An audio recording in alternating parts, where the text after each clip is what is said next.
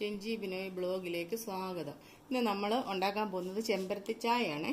അതിനാവശ്യമുള്ള സാധനം പുതിന ഒരു എത്ര തണ്ട് ഇട്ടാലും കുഴപ്പമില്ല, നമുക്ക് അതിൻ്റെ ടേസ്റ്റും ഇതൊക്കെ കിട്ടും. ഇത് ഇങ്ങനെ ചെമ്പരത്തിപ്പൂവല്ല, ഞാൻ എല്ലാം നോക്കിപ്പെറുക്കി വെച്ചേക്കുന്ന പ്രാണിയോ എല്ലാം ഒക്കെ ഉണ്ടോന്ന്. ഏത് ചെമ്പരത്തിപ്പൂവാണേലും ഇടാവേ, 5 ഇതൾ തന്നെ വേണമെന്നൊന്നുമില്ല. ഇങ്ങനെ അടുത്ത ഒരു പാത്രത്തിലേട്ടിടണം.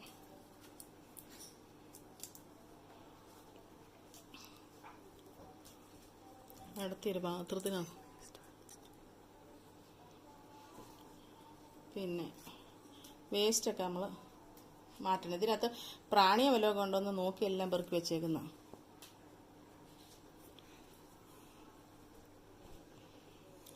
നമ്മൾ അടത്തിയെടുത്ത് ഒരു പാത്രത്തിനകത്തോട്ട് എന്നിട്ട് തിളപ്പിച്ച വെള്ളം അങ്ങോട്ട് ഒഴിക്കണം. തിളച്ച വെള്ളമായിരിക്കണേ. ഇത് നല്ലപോലെ നമ്മൾ ഇളക്കി കൊടുക്കണം. അപ്പം ഇതിൻ്റെ കളർ ആദ്യം ഒന്ന് മാറാൻ തുടങ്ങും. ഉണ്ടോ?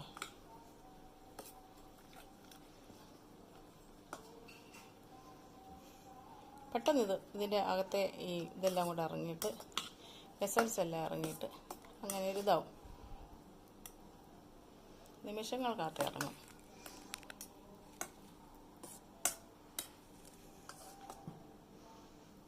കണ്ടോ? പൂവിൻ്റെ എസൻസ് എല്ലാം ഇറങ്ങി. അപ്പോൾ നമ്മൾ വേറൊരു പാത്രത്തിലോട്ട് മാറ്റണം. മാറ്റിയിട്ട് വയറിനകത്തെ കൊഴുപ്പ്, നമുക്ക് കൊളസ്ട്രോൾ കുറയാനും കൊഴുപ്പും എല്ലാം മാറിപ്പോവും. നമ്മൾ ഡെയിലി, അത് നമ്മളൊക്കെ വീട്ടിലൊക്കെ ഉള്ള സാധനമല്ലേ. ഇതൊക്കെ ഉണങ്ങി പൊടിച്ച് വരുന്നതിന് ഭയങ്കര വിലയാണ്. ഇനി നമ്മൾ ഏത് ഗ്ലാസ്സിലോട്ടാണ് എടുക്കുന്നതെന്ന് ആ ഗ്ലാസ്സിലോട്ട് ഒരു നാരങ്ങാ മുറി, പിന്നെ ഒരു നാരങ്ങ പിഴിഞ്ഞ് വെച്ചേക്കുന്നത്. ഇതിന് മധുരമോ ഉപ്പോ ഒന്നും വേണ്ട, ഇഞ്ചി വേണമെങ്കിൽ ഇടാവേ.